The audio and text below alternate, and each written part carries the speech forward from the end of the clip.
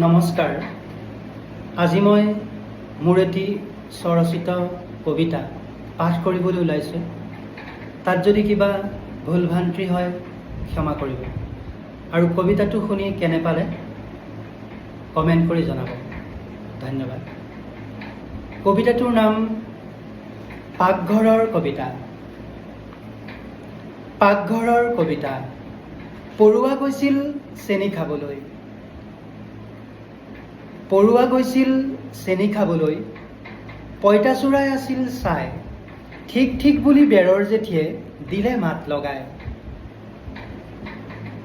পৰুৱা গৈছিল চেনি খাবলৈ, পঁইতাচোৰাই আছিল চাই, ঠিক ঠিক বুলি বেৰৰ জেঠিয়ে দিলে মাত লগাই।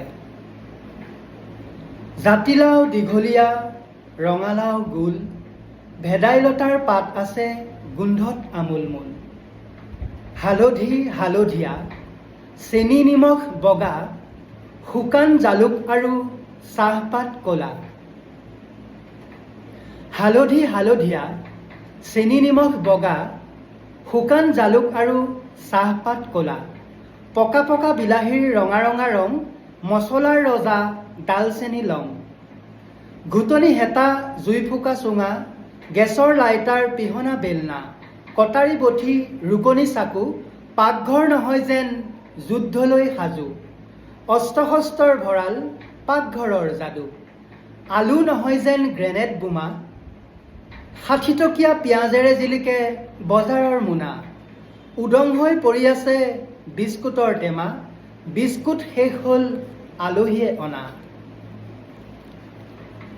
পাকঘৰত সোমালোঁ ৰান্ধো বুলি এমুঠি ভাত, আলু পিঁয়াজ পাচলিবোৰে লগালে মাত।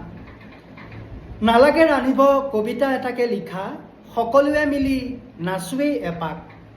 কাঁহৰ কাঁহী আৰু ষ্টীলৰ বাতি, টং টং শব্দ পিতলৰ ঘটি। ষ্টীলৰ চামুচ গিলাচত ভৰাই জুনুক জানাক বাজনা বজায়। ডাঙৰ হেতাপাত গীটাৰ হ'ব, ৰুটিবেলা বেলনা ডাফলি হ'ব। ফ্ৰিজটো খুলি চালোঁ আছে বুলি আপেল আঙুৰ, নোকোৱাই ভাল নেদেখিলোঁ মিঠাই এটুকুৰ। বগীবুঢ়ী নহৰু, উখুৰা মুখুৰা আদা, শিঙিমাৰীৰ বেঙেনা কৰি আছে মুখ খা মুখ খা। ওলমি আছে তেজপাত, নবনাও আজি ভাত। পকিব ধৰিছে পটল, ধাৰানে এগমাৰ্ক খাটি মিঠাতেলৰ বটল।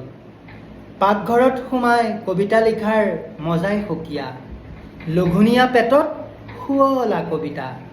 ৰান্ধিলে হ'ব আকৌ বাচন লেতেৰা, আমাৰ বাবেই বনাইছে হোটেল ৰেস্তোৰাঁ।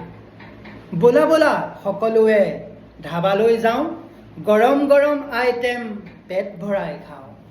ধন্যবাদ। কবিতাটো শুনি কেনে পালে কমেণ্ট কৰিবলৈ নাপাহৰিব। ধন্যবাদ।